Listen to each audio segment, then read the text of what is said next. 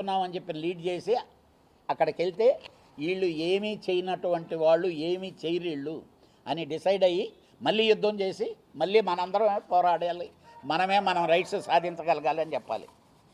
దీనికి ఎందుకనంటే 1 by 1 దీంట్లో రాశారండి, మన కళ అయినా ఐకానిక్ ఫిల్మ్ నగర్ టవర్ కడతారట. అసలు ఏ కామన్ సెన్స్ ఉండేవాడు ఛాంబర్ బిల్డింగ్ గురించి మాట్లాడాడంటే అది మనదే అని మాట్లాడంటే వాడికి ఆ కామన్ సెన్స్ లేదని అర్థం అండి. That property belongs to film Nagar సొసైటీది. ఆ సొసైటీలో ఆ రోజు మనకి అద్దెకిచ్చారు తక్కువ అమౌంట్కి, ఇండస్ట్రీకి సంబంధించింది కాబట్టి ఆ సొసైటీకి సంబంధించిన ఆస్తి. వాళ్ళే మనల్ని బయటికి వెళ్ళిపోమని చెప్పలేదండి, వీళ్ళందరూ అబద్ధాలు చెప్తున్నారు.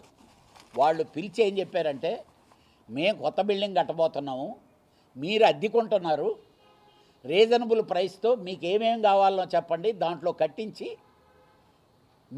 మీరు ఓనర్షిప్ తెచ్చుకోండి. ఎందుకంటే రాబోయే రోజుల్లో ఎవరుంటారో ఏమో తెలియదు, దీని మీద ప్రేమలు అయ్యి సినిమా, ఎందుకంటే ఫిలిం నగర్ మొత్తం ఫిలిం నగర్లోనే సినిమా వాళ్ళు ఉండేది 10 మంది.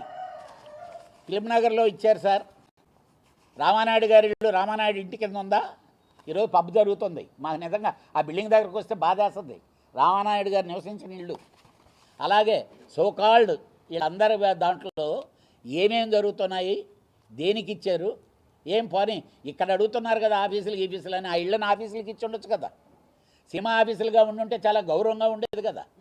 ఎందుకనంటే ఇది వ్యక్తిగతంగా అనేది కాదు, మనం మాట్లాడేటప్పుడు పర్టికులర్గా వీళ్ళందరికీ తెలియదు ఒకటి ఉందండి. ఎఫ్డిసి ల్యాండ్ ఉంది, Padmalaya studio back side FDC land ఉంది. 30 ఎకరాల నుంచి అలా అలా అలా అలా కుసించి 10 ఎకరాల లోపు ఉంది.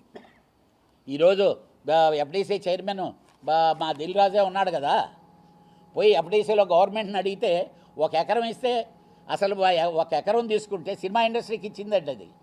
ఫిల్మ్ డెవలప్మెంట్ కార్పొరేషన్ ల్యాండ్ అది. దాంట్లో ఆశాశ్రీరావు గారు ఎఫ్డిసి చైర్మన్గా ఉండేటప్పుడు ఎప్పుడో డిజైన్ చేయించాడు, అన్ని ఆర్గనైజేషన్లకు ఒక ప్లేస్ ఉండేటట్టు. అలాగే చిల్డ్రన్ ఫిల్మ్ ఫెస్టివల్కి దాని కొరకు ఒక ఆడిటోరియం, ఇవన్నీ ఎవరికి తెలియదు. ఒక్కడిని చెప్పానండి, ఈ బ్యాక్గ్రౌండ్ ఎవరికన్నా తెలుసు, ఎవరికి తెలియదు ఇది.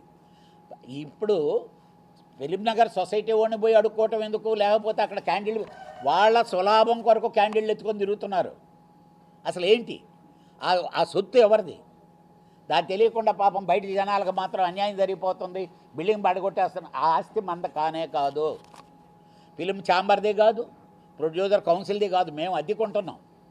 ఫిలిం ఛాంబర్ అనేది రేపు వచ్చే నెలలో ఫిలిం ఛాంబర్కి పీరియడ్ అయిపోతుంది.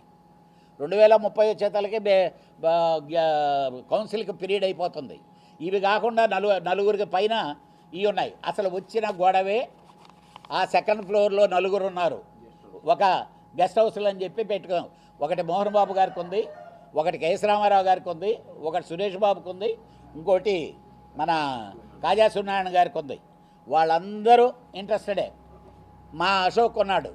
ఆ సురేష్ బాబు గారికి అలాంటి అయిన దాంట్లో అసలు ఈ యుద్ధం, ఈ లీడు మొత్తం ఏంటంటే దీని గురించి. ఆ అశోక్ ఏదో ఆఫీసు పెట్టుకున్నాడు, రెనోవేట్ చేసుకున్నాడు, దానికి నష్టం అయిపోయి మాట్లాడుకోవాలి. అసలు ఇది మాది, దీన్ని కాపాడండి, అది సినిమా ఇండస్ట్రీది కానే కాదు, ఫిలిం నగర్ కోఆపరేటివ్ సొసైటీది. సినిమా వాళ్ళు వచ్చేదాని కొరకు ఫిలిం ఇండస్ట్రీ గవర్నమెంట్ ఇచ్చింది, వాళ్ళ సొసైటీది. అందరూ 90% అమ్ముకొని వెళ్ళిపోయారు సినిమా వాళ్ళు, 10% ఉన్నారు ఈరోజు. బ్యాలెన్స్ 90% ప్రైవేట్ వాళ్ళే వచ్చి ఉండేది, వాళ్ళదే ఆస్తి. ఇంకా మన వాళ్ళు అక్కడ ఉన్నారు కాబట్టి మనకేదో చేద్దామనండి. ఇలాంటి తప్పుడు వీటిల్ని లీడ్ చేయటం అనేది కరెక్ట్ కాదు. మన ఎవ్వరి బాబు సొత్తు కాదు అది, అది only Telugu film Nagar cooperative society ఆస్తి. నెక్స్ట్ శాశ్వత కార్యాలయం ఇస్తారట, ఇవ్వమనండి, కాదంటున్నావా? మీరు ప్రయత్నించారా? లాస్ట్ 2.5 years ఎప్పుడన్నా ప్రయత్నించారా? ఎఫ్డిసి ల్యాండ్ ఉంది, గవర్నమెంట్కి ఒక రికమెండేషన్ పెట్టారా? లాస్ట్ 2.5 years మీరు ఏ రోజున్నా డెఫినెట్గా ఇప్పుడు నెక్స్ట్ రవిచంద్ర చాలా క్లారిటీగా చెప్తాడండి. ఎందుకనంటే పోయిన తప్ప ఏటి కొరకైతే అతను అక్కడ పోరాడదామని వెళ్ళాడు, ఏమి జరగకపోతే ఇక్కడికి వచ్చాడు. దయచేసి మేము అడిగేది ఒక్కటే సార్, డెఫినెట్గా బంపర్ మెజార్టీతో మా ప్యానల్ గెలుస్తుంది. ఇక్కడ చిన్న నిర్మాతలందరూ ఏకమైతే ఏ పెద్ద నిర్మాత చాలడండి. ఈరోజు సంవత్సరంలో 250 సినిమాలు జరిగితే సోకాళ్ళు పెద్ద నిర్మాతలు తీసేది 30 నుంచి 35 సినిమాలు. దానివల్ల ఈ సినిమా ఇండస్ట్రీ బతకదండి. కొరవ 250 సినిమాలు తీసే చిన్న నిర్మాతలు 250 సినిమాలు తీసే చిన్న నిర్మాతలు డబ్బులు మొత్తం పోతాయి. ఎవరికి రికవర్ వచ్చింది లేదు. ఓన్లీ 2% 3% పీపుల్కే రిటర్న్ వచ్చేది. కానీ వాళ్ళు లేకపోతే కృష్ణా జిల్లా కృష్ణానగర్లో ఉండేటువంటి ఎంప్లాయీస్ కానీ చిన్న చిన్న వర్కర్లు కానీ వీళ్ళందరూ బతకాలంటే ఆ చిన్న సినిమాలే కావాలి. పెద్ద సినిమాలు ఫిగర్ లెక్కేసుకునేదానికి వాళ్ళు బాగా చెప్పారు. ఇక్కడ చెప్పారు 100 రోజుల దాకా ఓటీటీ మేము ఆపుతామని. అసలు ఎగ్జిబిటర్లు డిస్ట్రిబ్యూటర్లు కొన్ని సంవత్సరాల నుంచి పోరాడుతున్నారు. మీరు కనీసం 8 వారాలు ఆపండి అని. మేము ఆపలేకపోతున్నాం, మా సినిమా రిలీజ్ అవ్వదు మాట్లాడుతుండేది వాళ్ళు. చిన్నోడికే ఉంది సార్. చిన్నోడి సినిమా అసలు మరుసటి రోజే దీంట్లో వేసినా ఎవరో చూడరండి. ఓటీటీ కొనేవాళ్ళు లేడు.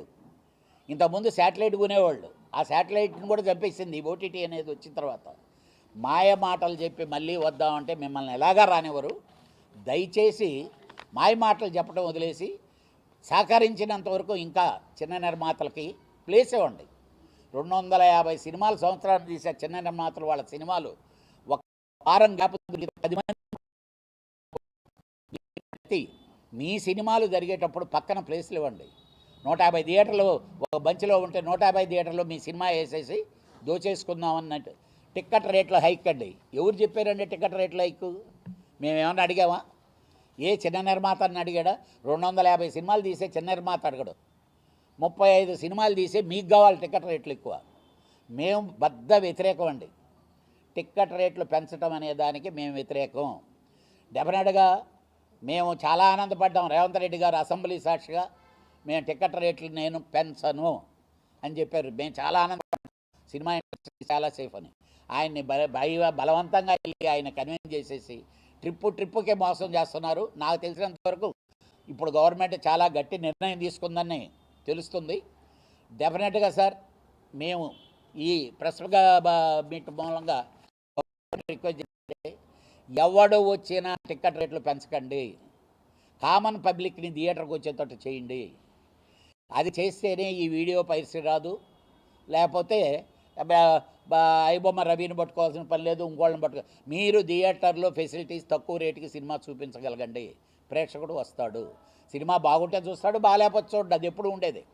కనీసం వాడు థియేటర్ దాకా వచ్చే మైండ్ సెట్ ఇవ్వాలని. అలాగే మన ప్యానల్ అన్ని సెక్టార్లో distributor sector, exhibitor sector, studio sector, producer sector అన్ని సెక్టార్లలో మన ప్యానల్ ఉందండి.